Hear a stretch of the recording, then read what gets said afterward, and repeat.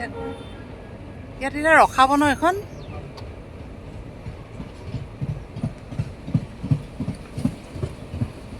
passenger কম আছে খালী দেখোন খালী আৰু ছুটি ন এখন